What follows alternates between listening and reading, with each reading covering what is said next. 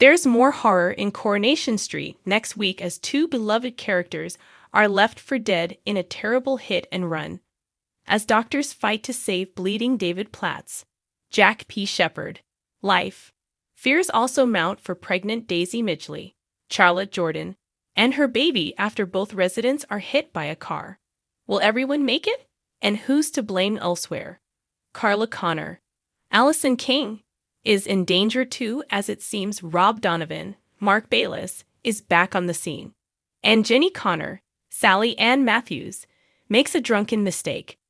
As David rushes into court, Max is flooded with relief to see his dad.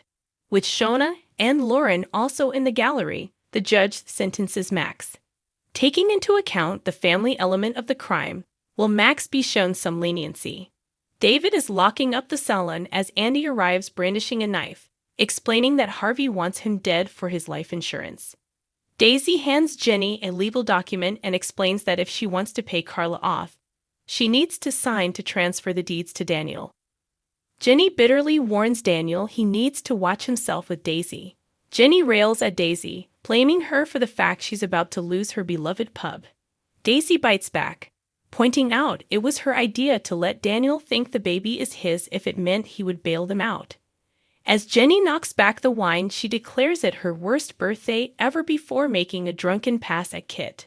Sally tells Tim that she's inviting Kevin, Abby, Debbie, and Ronnie round for dinner so that they can smooth things over. But when Kevin believes Ronnie to be flirting with Abby, his mood darkens.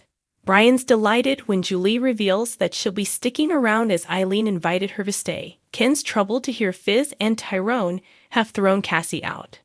When Ken tells Tracy that he won't be pressing charges as Cassie's already lost everything, Tracy's incredulous. Hope convinces Tyrone to go for a drink with Cassie. In the STC, Brody warns Dylan that if he wants to avoid a kicking, he needs to stop sucking up to the teacher. Shauna senses David's worries and assures him that together they'll find a way out of their current mess. Nick and Sarah meet with David in the pub and are concerned to see him knocking back vodka at lunchtime.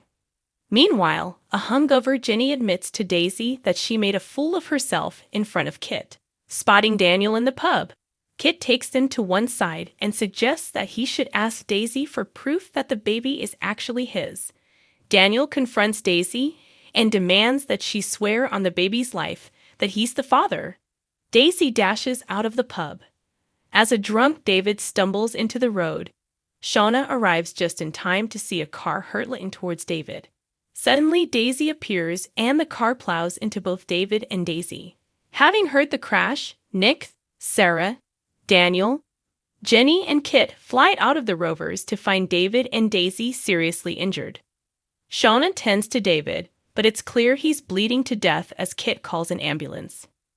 Jenny and Daniel rush to Daisy's side and beg her to wake up, worried for her baby. The residents are left reeling as they pray that David and Daisy will pull through. Kit starts asking questions about the crash.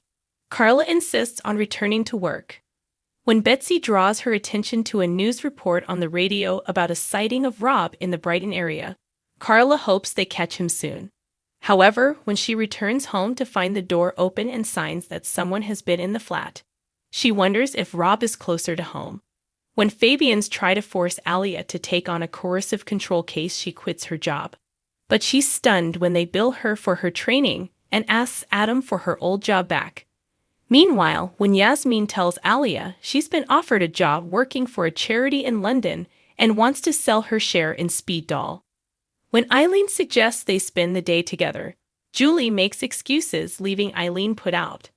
Brody urges Dylan to stop skulking about the STC and get a job with him sorting parcels.